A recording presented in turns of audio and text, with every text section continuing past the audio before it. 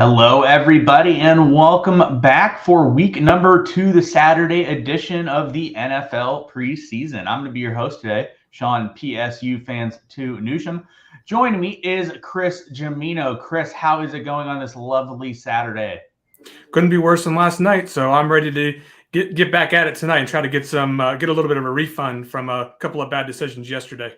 That is true. I've definitely given back since week 1 when I got a great boost into the Hall of Fame game. I think the thing is for me is so far in this preseason, we keep having these spots that are incredibly shallow spots, and we're hammering those spots. But the person that is producing is the chalk one. Like last night for the Rams, the guy that produced was McCutcheon, and everyone played McCutcheon. Whereas like Trammell, Akers, Jacob Harris all had really good opportunities to produce as well, but it just all went to McCutcheon. So that's what I've noticed thus far in the preseason, and it's been difficult sort of to make up for that.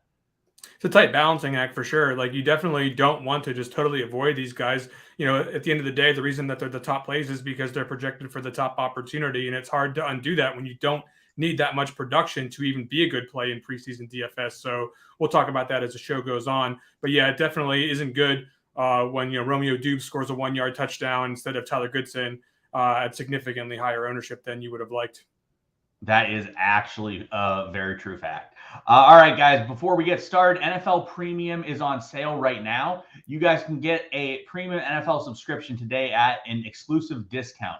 You get it for $299.99 for the annual NFL subscription, and that will take you from the wonderful preseason all the way through the entire regular season. You can lock this price in right now. So you can find the link in the RotoGrinders homepage if you guys haven't already purchased your subscription for this NFL season. All right, we're going to get into, we have a 5-game slate tonight. If anyone has any questions, make sure you ask them in the chat. We'll try to get to them as well, and make sure you smash the like button as well on the video. All right, first game up tonight, Chris, we have the Las Vegas Raiders versus the Miami Dolphins. So looking at the Raiders game, we're not really expecting the starters to go at quarterback. But when you look at it, it's pretty much a similar expectation to what we saw in week number 1 from them. So at quarterback, we have Stidham, Mullins, and Garbers. They're probably all three going to play based on what we've seen this far. I think we have better options. Does any of them really stick out at all for you here? No, and I would say in general, because of the number of Raiders that you can't exclusively rule out from playing, I'm not really on too many of them at all. I mean, even the wide receivers, which is where you're going to find my exposure in this game, I'm still looking at this list and thinking to myself, well, Dylan Stoner's back. It's going to be difficult for me to love any of the Raiders, but especially not going to be on the quarterback when we can get some more consolidated opportunities elsewhere. Yep, I totally agree. I mean, looking at the running back situation, we have a bunch of guys that just split a bunch of snaps. Bryn Brown did get a lot more of the work than other guys in week 1. However, you still have 4 or 5 guys at least, and that is with other guys that could possibly play as well. Looking at the receivers, what do you see here from the Raiders receiving core? Well, I mean, you see guys like Tyron Johnson, who's competing for a roster spot, playing 80% of snaps, and you have to love that. Keelan Cole, not necessarily as close to the bubble. I mean, you could make a case that he's on the bubble, but probably going to make this team. So it's really those guys that are fighting for that spot, the competition that I'm looking at as guys I'm interested in.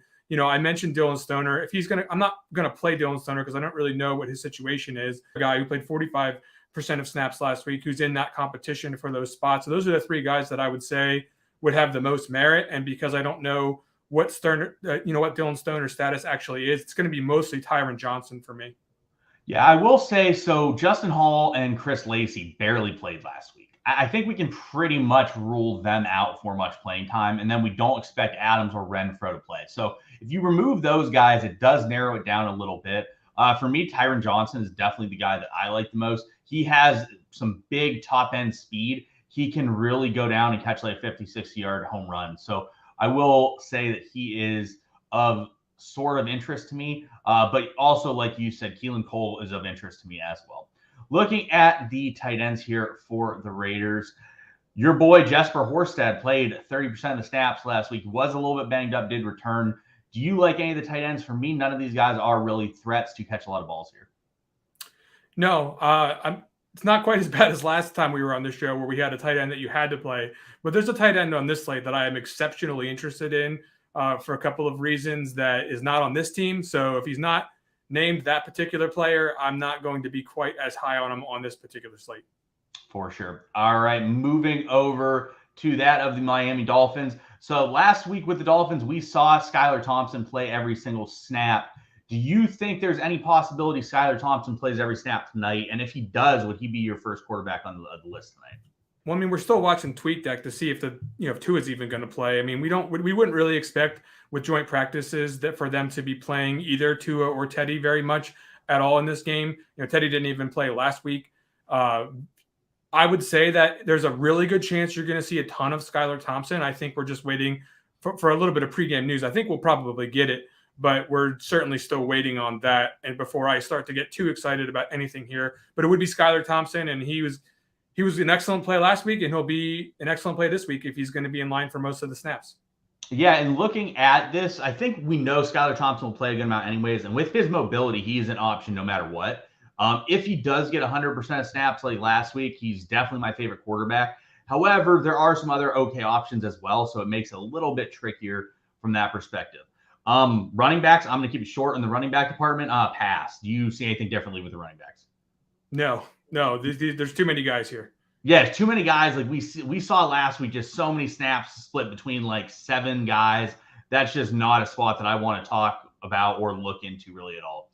All right, into the receivers. We did see some receivers see a bit more of a snap count last week. The issue is even if you remove Waddle and Hill, we probably have 8 guys. It's probably a bit too thick for me to really worry about. However, we did see Sanu, Ezekama, Braylon Sanders get some back-end run last week, and they did have it. The issue is Skylar is not the best passer. If you're playing Skylar, you're playing him because of his mobility. So is there any receivers that stand out to you at all here? No, once again, I can cross off at best 2, and we haven't even actually crossed off those 2 yet. So it's just really a wait-and-see game to see if there's any kind of pregame news that would tighten this up a little bit. But otherwise, the situation just isn't exceptionally appealing. Yeah, definitely. All right, moving to tight end. Again, Ethan Carter played a significant amount last week. He was not productive. Tanner Conner actually was productive last week, but he is unlikely to play, so I won't really look there. If you really do need to dig in, I think Gesicki could be an option if he plays. The issue is I think there's a realistic outcome here that would lead to Gesicki not playing. All right, moving on to the next game, we have Pittsburgh-Jacksonville. So looking at the Steelers here, I think Kenny Pickett's going to play a chunk of the game. The issue is, for me, we know Trubisky's going to start. We know Rudolph is going to relieve Pickett. If those 2 things happen, that limits what Pickett can play because these other guys are going to play. I don't think Oladokin's going to play at all, but those other guys are going to eat into some of Pickett's snaps. Is Pickett in play for you at all with the other quarterbacks we have on the slate? Yeah, I mean, I guess it depends. I think you said earlier you thought that maybe Rudolph would come in second. I thought I saw that Pickett would come in second. And so Trubisky's going to start, Pickett's going to come in second, and then Rudolph will relieve Pickett at the end. So if Pickett's coming in second, I think I would like him.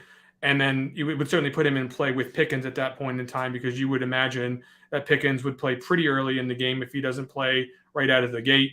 The problem that I have here with Pickett is that there, like you said, there is some ability for the other guys to trim off his playing time. So if he isn't highly efficient in his available drives, it could certainly lead to some downside. But also with the kind of players that he's going to be going out there with, there is some definite upside for efficiency. So I would say that I'm interested in Pickett, although he's not my favorite quarterback.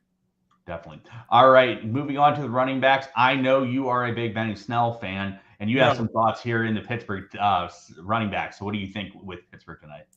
Well, Benny Snell stinks. So even if he plays, you're not playing him. McFarland looked pretty good, but he didn't play that much. Jalen Warren is the guy that everyone's going to be on because of what he was doing in both in camp and last week. I just have some problems here with, they signed Max Borghi. There's no guarantee that he plays even a snap, but just having, 5 guys that you can't immediately cross off the list means that, there's some chance that Warren's 40% is like a ceiling for him, right? Like there's no way we're going to see him play half the game. I mean, most guys aren't going to play half the game. So you could definitely get there with Warren. He's just not someone that I'm going out of my skin to get like I was last week. Yeah, so I definitely liked him better last week. Like you said, Borgie coming in doesn't necessarily mean Borgie's going to get tons of run, but that definitely indicates to me a little bit that Warren sort of established himself on the team. And there is a possibility that they like Warren enough and they have moved him ahead of Benny Snell. Therefore, Warren could be limited a little bit here. Moving into the receivers, people are going to play George Pickens. It's going to be very heavy George Pickens fest tonight. I think he's an okay play. Talent-wise, he's very talented. If they do run starters at all, like he could play a little bit with starters and with the backups.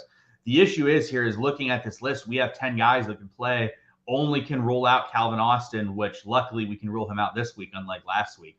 But Pickens for me is a okay play. The issue is I think his ownership makes him not as good of a GPP play as other options. What's your thoughts on George Pickens?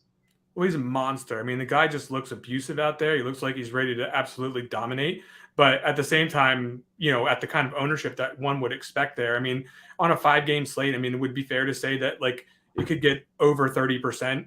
If it's certainly over 25%, and that's just not exactly what we're looking for in a kind of volatile format like preseason NFL, where there's just not any other wide receivers to really consider. And he could easily just go out there and put up like a 3 for 30 line, and then you're not really getting anywhere with that if he doesn't score. So bottom line is that there's definitely some risk on Pickens, but you have to love the talent. So I can't cross him off. For sure. Tight ends, we have Connor Hayward, Jay Sternberger. They played a decent amount last week. The issue is if we see Freiermuth and Gentry, it would lock into a little bit. I think I saw something that Gentry might be out, but I haven't seen anything in regards to Freiermuth. What's your thoughts on the tight ends here in Pittsburgh? Yeah, I mean, certainly Connor Hayward, who played a bunch of snaps last week, is someone that you could keep on your list. I've not traditionally been in love with the tight end position for Pittsburgh, especially not in preseason where you're going to see multiple guys. It's just not a situation where I want to rely on that role in the offense. There's probably, I kind of expect that, they have a pretty decent sized blocking role in store for a lot of these guys. So it's not pure pass catching all day long. I don't know what you know about Connor Hayward, but he's not the first guy on my list, but I don't think you can cross him off when he's playing, close to half the snaps. Yeah, so for those not familiar with Connor Hayward, he was a running back at Michigan State for a portion of his career. So like this is a guy that at least is likely to be involved in the pass game when he's on the field. So I definitely think that you can use him to some extent. All right, moving over to the Jaguars. So the overall view on the Jags are the starters are expected to play somewhere in the 1 to 2 quarter range. The issue is, so I'm going to talk about quarterbacks first with Trevor Lawrence. If you're only getting 1.25 to 1.5, 1.75 quarters, that is not going to cut it on this slate at quarterback. People are going to play him because they are like, well, he's playing a little bit, so I'm going to play him. But it just doesn't really cut it at the quarterback spot. Do you agree with that in regards to Lawrence? Sure. I mean, you're begging for efficiency, right? Like you're begging for at least one scoring drive. If you get one scoring drive in which he's either the runner or the thrower of a touchdown pass, then you're not going to get buried by playing Trevor Lawrence. But at the same time, there's some guys on the slate who could actually absolutely bury even an efficient 1.25 to 1.75 quarters based on what you were talking about before. They're going to play 3 quarters, like huge portions of the game. So, I mean, that's your risk when you go with someone like Trevor Lawrence. You're basically betting against everyone else and on efficiency for Lawrence. Yeah, and even so, is like you're talking about, an efficient game for Lawrence, he has a couple touchdowns, 120 yards.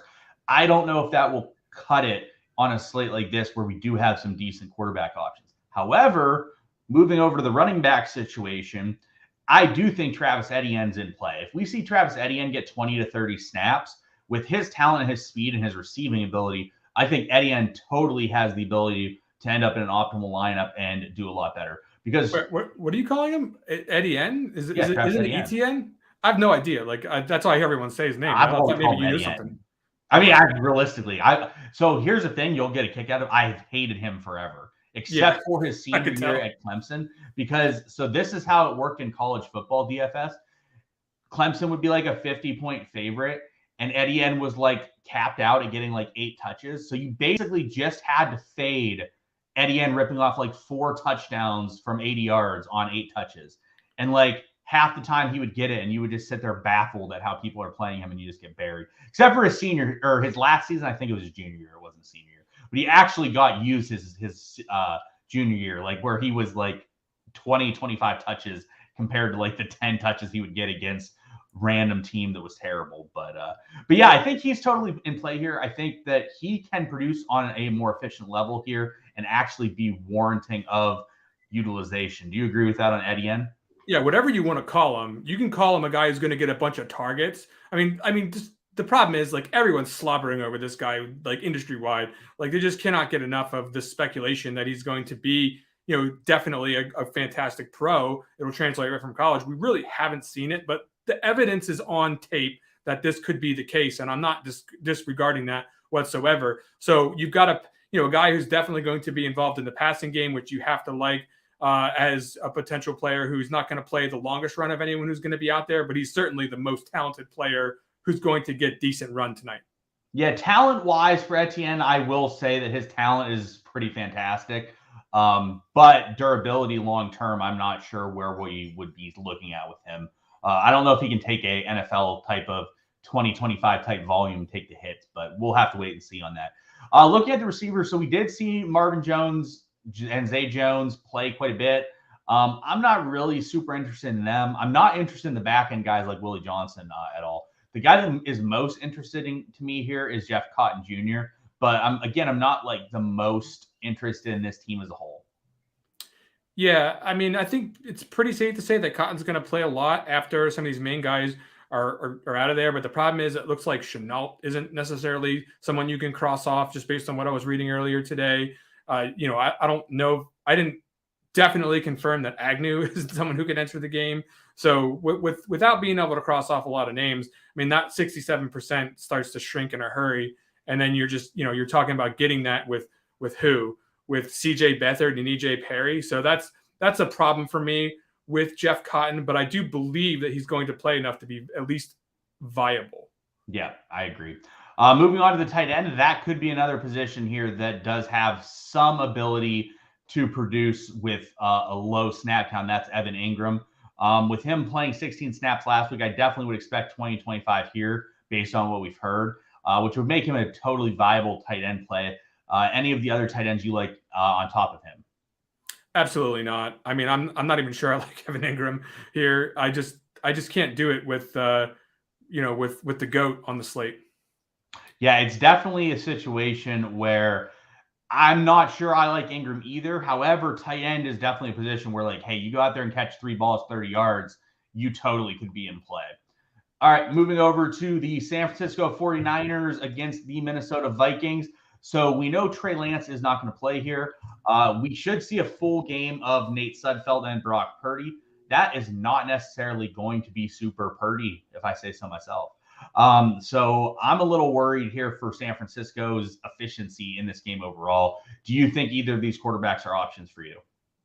I'm not going to play the quarterbacks, no, but I'm somewhat interested in this team as sort of an anti-fragile approach option for this game. I think there's 2 ways to play San Francisco tonight. There's the straight up way where there's a couple of options, and there's a way where you could say, well, this game is their week, their week, quote unquote, week 4 from the old days, where they're going to play Trey Lance next week. They haven't come out and expressly stated that's what they're going to do, so it's a little bit of speculation. But I'm going to probably have some lines where I play it both ways, where I play some of the deeper down the roster guys, expecting that they might, in some percentage of the outcomes, use this game as an evaluation game. Yeah, and if they do that, which we do think it's possible leading into the running backs, Jordan Mason saw 17% of the snaps in week 1. It could be a situation with Trey Sermon banged up that Mason could be a guy that gets a lot of extended run and is a good GPP play. But looking at this, if Sermon doesn't play, which we're probably, when we say expected to play, like he was banged up this week, it's hard to expect someone to play when we know they're banged up. So it's a situation where I think with Sermon possibly out, you could be down to 3 guys.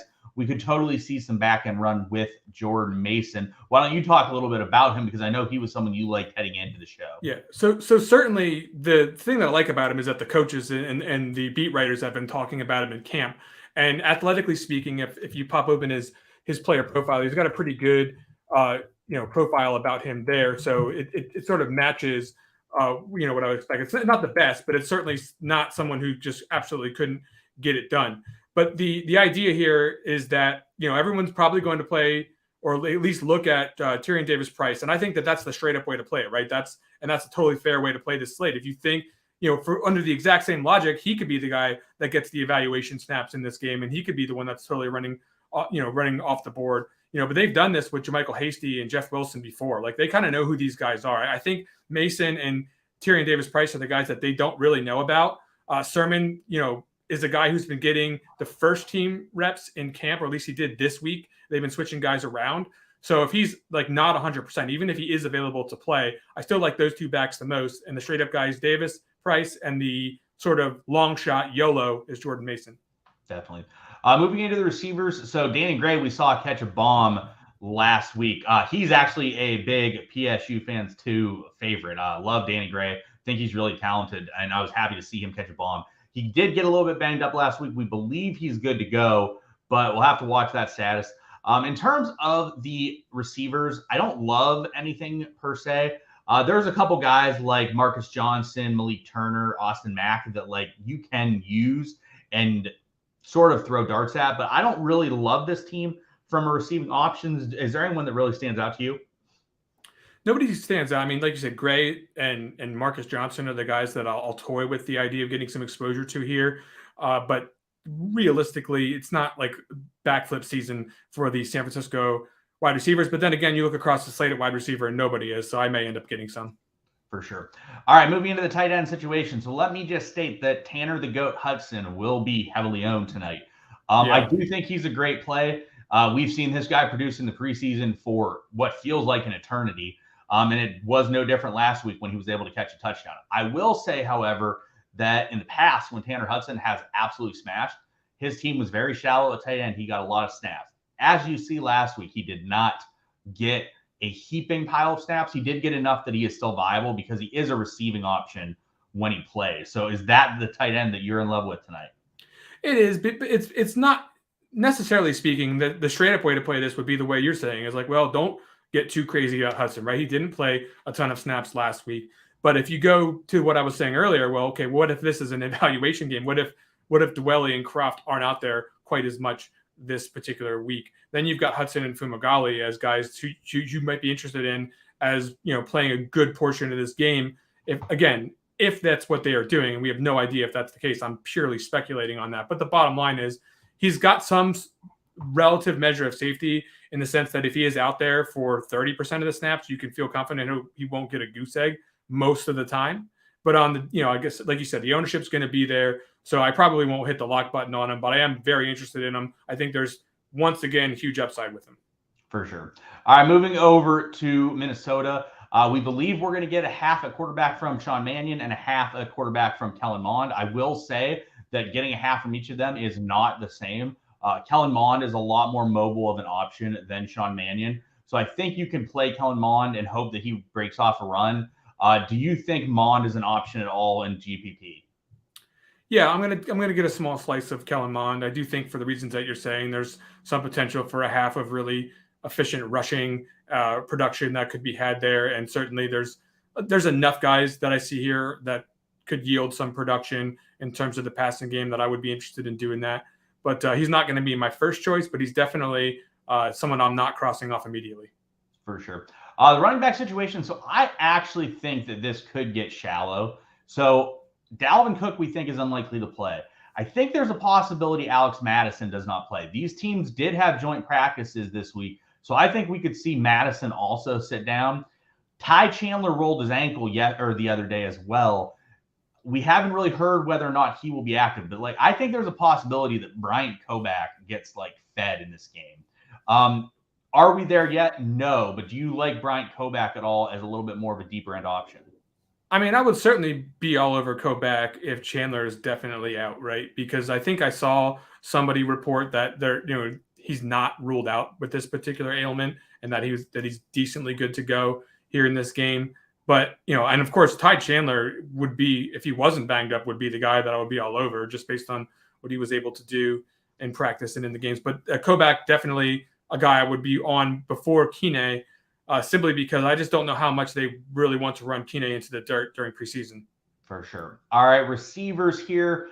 We see a list that is a little bit more shallow than it looks at first glance. So you have 4 guys that you can rule out. So we only have 7 that are running. Did it surprise you at all that Smith Marset and Olabisi Johnson played as much as they did in week 1?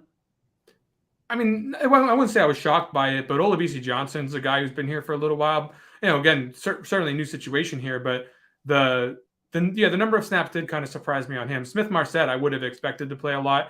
Even, I'm just kind of surprised he didn't, do anything last preseason when he was coming out. I think this year, this is a situation where he could redeem himself and be a useful option. He's certainly someone I'm not going to cross out of the player pool here. He's very athletic. Someone that I viewed as having high upside in the league in general. He's certainly been outplayed by KJ Osborne for any kind of meaningful playing time in the regular season for this year. But that means that he's not someone that necessarily would sit out again tonight. He definitely needs some experience. All right, moving to the tight end position. We did see some snaps for Ben Ellison and Zach Davidson last week. However, these are not really your most active pass catching guys. So looking at this list, without Irv Smith, we still have 4 or 5 guys. No one really here interests me at all, even with the snaps. All right, moving to Tampa Bay. So this is a question that I have for you. Based on what we saw in week 1, do you see pretty much the exact same breakdown from week 1 into this week with basically Trask playing most of the whole game? I mean, I have no information that would lead me to believe that it wouldn't be Kyle Trask getting a huge portion of this game, but certainly, there's outs for Ryan Griffin to show up in the game. Probably not. I mean, it almost certainly is Trask's game to play, but I would just note that I'm not going to be going all in on Kyle Trask because there's definitely some risk. For sure. All right, the running backs here. So for me, this is the best running back situation we have on the slate.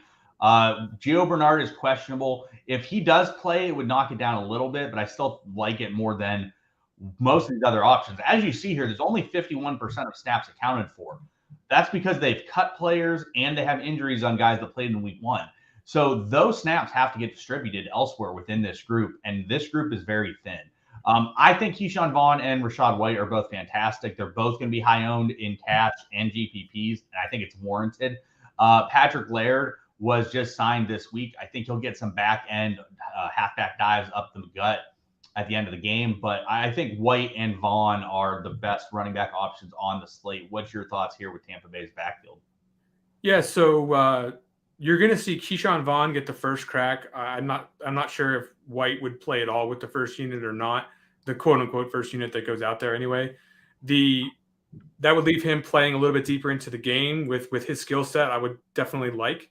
So I would lean just pure skill basis to heavier exposure to White. However, the ownership I think will probably follow that.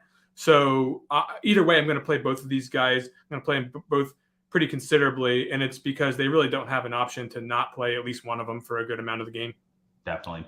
Moving on to the receivers, we do have quite a few guys that are out here. We have 6 guys that likely are out. Looking at the receiving core, I think this is a great spot to get GPP darts and just toss them, right?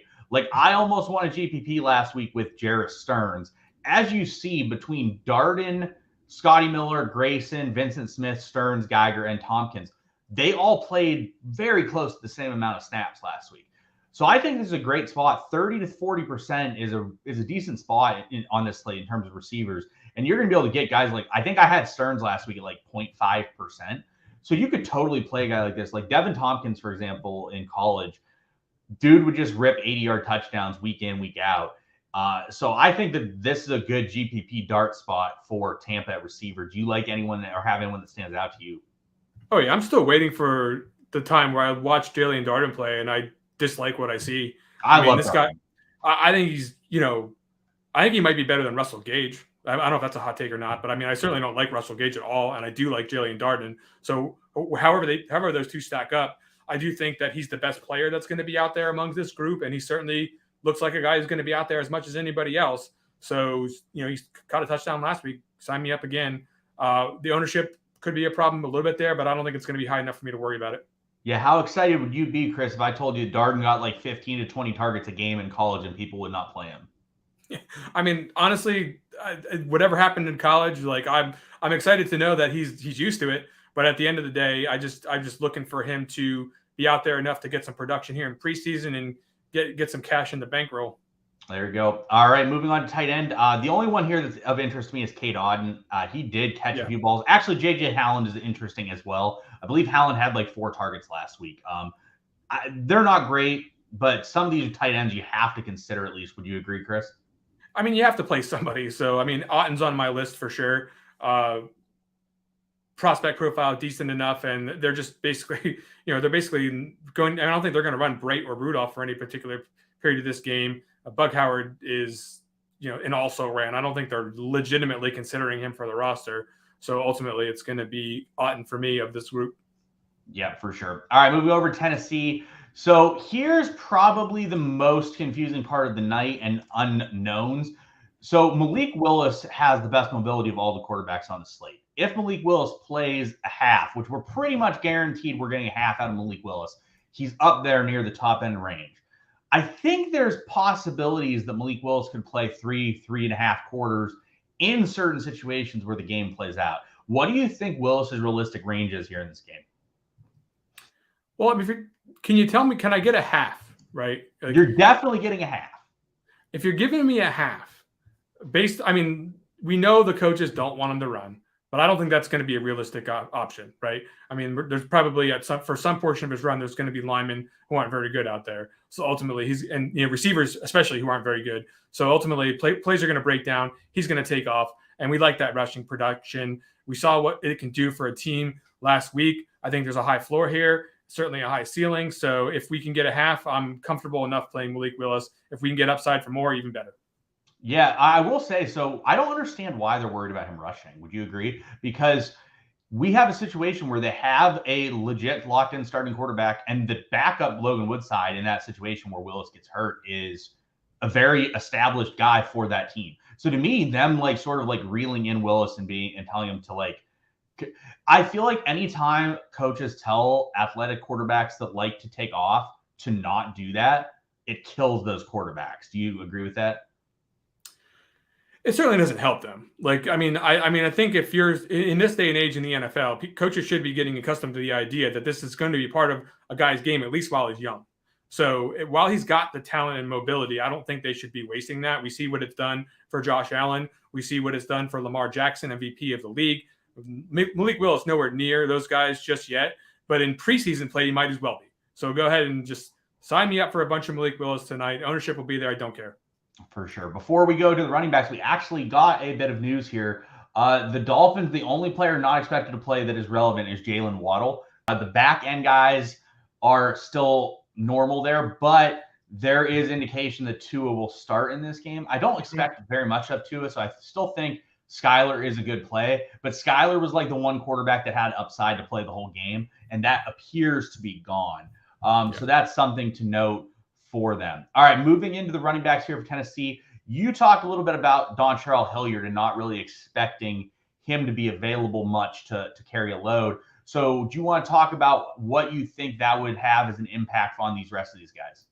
So I'm not so sure he's not going to play at all. But what I would say is that when you look at this team and how their performances are going in camp, I mean, Derrick Henry is not playing for obvious reasons. He's the one who's going to get most of the work in the regular season. Dontrell Hilliard is almost for sure the guy who's going to be the number 2 based on what he was able to do last year for the team and what he's been doing in camp.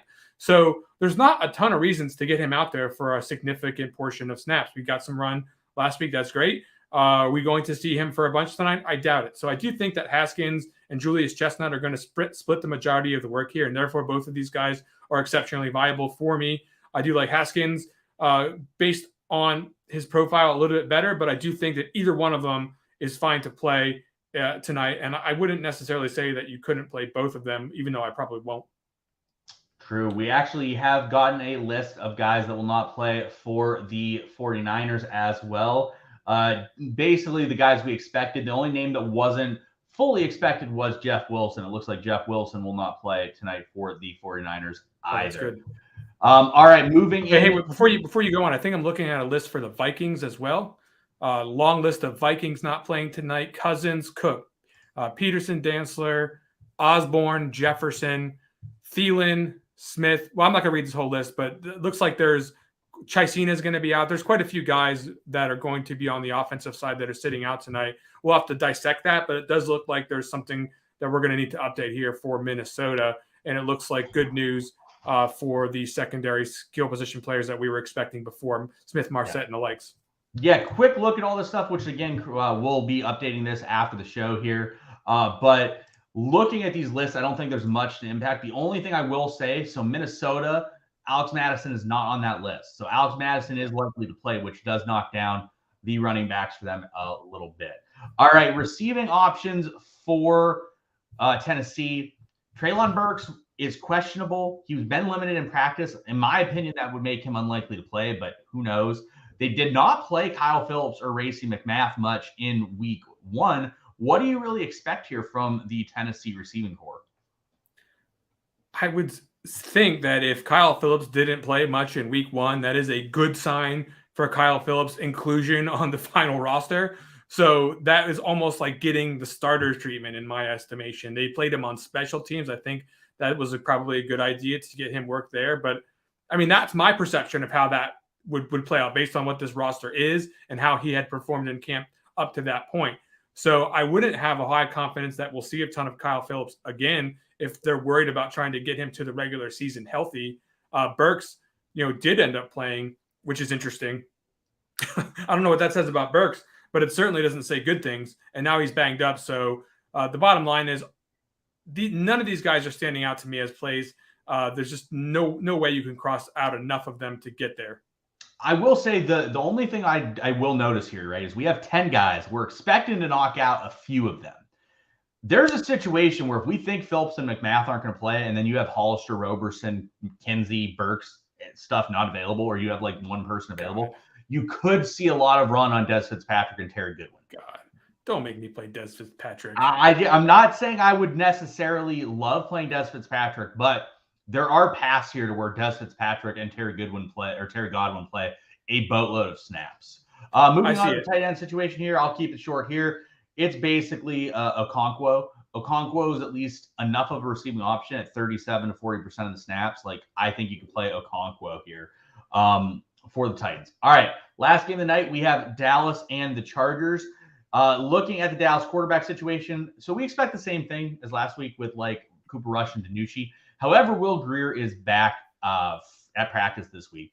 That quarterback situation is just not anything I'm looking to touch. Is there anyone that you like there? No, let's talk about the running backs. All right, on to the running backs. So we have 3 running backs. It is very clearly going to be 3 running backs, unless we get word that Zeke and Pollard are going to play, which even if we do, I can't expect it very much with these guys having played joint practices this week. My personal favorite of the group is Malik Davis. He's a very good and established receiving back out of Florida. He caught the ball really well in college. So that, for me, is the preferred running back. I think Champlin is a great option as well. As you see, they split it very evenly.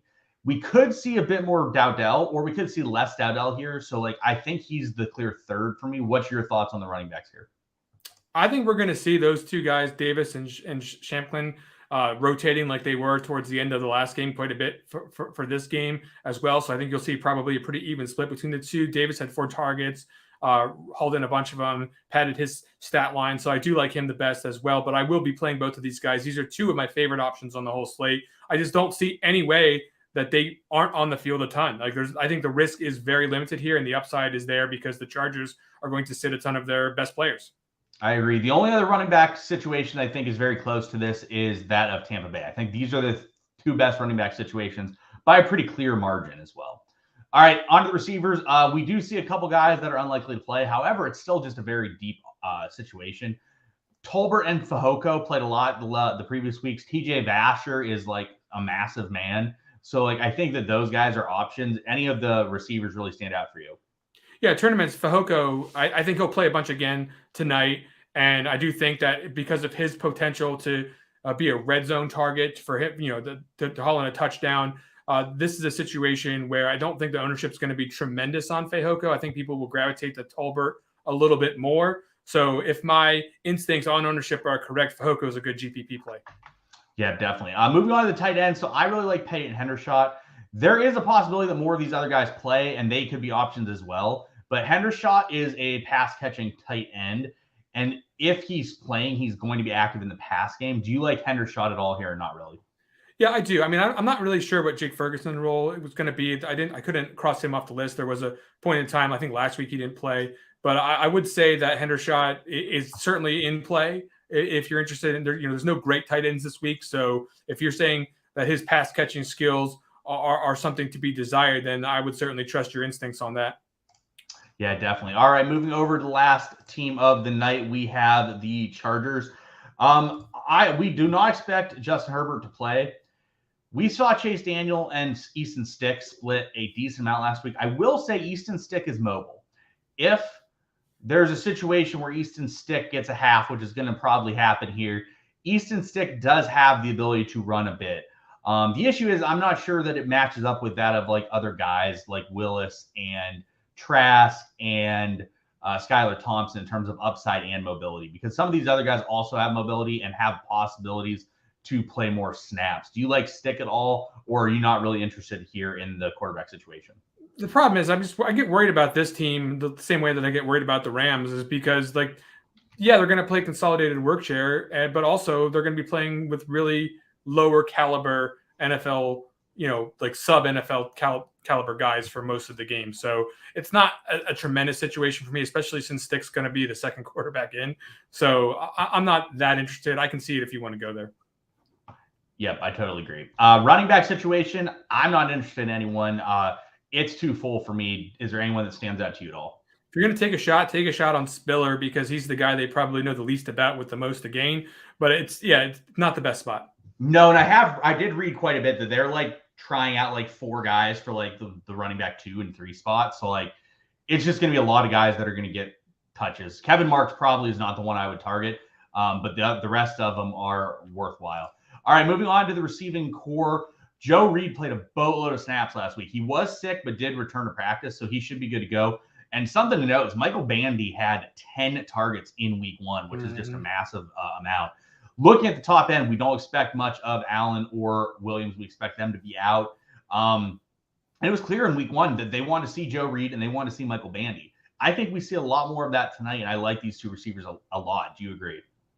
Yeah, I mean, there's no guarantee that like Palmer, Guyton, and Carter have to be out there for any particular period of time. I mean, these are guys that are going to be on the roster for sure. So these other guys are all fighting for, at best, one spot, if there even is a spot for them on this roster. So they're basically eating snaps. They don't believe in playing their guys in the preseason. So you definitely do want to try to find somebody here tonight. I have some mild concern that Jason Moore is available. I saw him at practice. I don't know that he's definitely made available, but he's certainly someone that I'm just, I'm concerned could eat into those snaps. But at the end of the day, if I also believe that any one of Palmer, Guyton, or Carter could just not play at all, I'm not that worried about it. And I'm interested very much in Michael Bandy. Definitely. All right, looking at the tight ends, I'm going to pass. Also note Sage Surratt has been playing tight end as well, which again goes to the receiving core being a little bit lighter. Surratt has been playing more tight end than he has been playing receiver. All right, everyone, that's going to wrap it up for us here. Quick breakdown on positions. For me, the top options at quarterback are probably Malik Willis, followed by Skylar Thompson and Kyle Trask in some order. But with the unlikelihood that Thompson plays the full game, I think I would rather go with Willis's rushing upside. Any other tight end or any other quarterbacks that you like more than that? Yeah, I mean, I'm going to play Kellen Mond too. Definitely. Yeah, I would play Mond as well. He does have mobility as well. And plus, especially if you get the goal line, Mond was notorious in college for getting those 1-yard rushing touchdowns. The running backs, you can talk about the running backs. I think we both know what running back situations you and I like the best. Yeah, you want to go Tampa Bay, Rashad White and Keyshawn Vaughn. You want to go Tennessee, Haskins alongside Julius Chestnut. You want to go Dallas, Malik Davis, and Champlin. Those are the best spots on the night. If you want to throw in Jalen Warren, Travis Etienne, Bryant Kobeck, be my guest. And you'll see me out there like a fish playing some Jordan Mason as well. There you go. All right, moving to the receivers. Bandy and Joe Reed are definitely my favorite options. I think that there's some great dart throws to be made in Tampa. Any other receivers that stand out to you tonight? God, not really. I mean, certainly the 2 Dallas guys I mentioned, Fehoko and Tolbert. Okay, you want to play the Tampa Bay guys, Darden. Really any of those guys, Miller, Johnson. Be my guest. George Pickens is a baller. You can play him. I guess there's some just like straight up gambles out there. Amir Smith, Marset, Marcus Johnson, Jeff Cotton, anyone on the radar. Tyron Johnson. Love Tyron Johnson. I should have mentioned him a little bit sooner. Danny Gray, And then that's pretty much it. I mean, there's just not a lot to love at receiver today, to be honest. Yep. Tight ends, Tanner the Goat Hudson's going to be used. I like Hendershot a bit as a more deeper end tight end option. You got to play someone. We don't really love anyone either. Going into the defense, I'm not going to go defense by defense here, but realistically look at what the other starting quarterbacks are going to be. You're looking for a mobile guy that is really error prone that can make a lot of errors, or you're looking for situations where you think they're going to throw the ball. So, like, for example, Tampa Bay is probably going to let Kyle Trask throw the ball quite a bit because they want to see what they have out of him, which could lead to interceptions and some issues. Anyone defensively that you want to talk about here? I think the Cowboys are interesting. I think you're going to see some pretty low end usage, players being out there for the Chargers. So there's certainly a chance that the Cowboys could get it done. For sure. All right, everyone, that's going to wrap it up for us today. I'll be back with a short video tomorrow to go over the 2-game slate at night. Good luck to everyone. We hope you guys have a great Saturday night.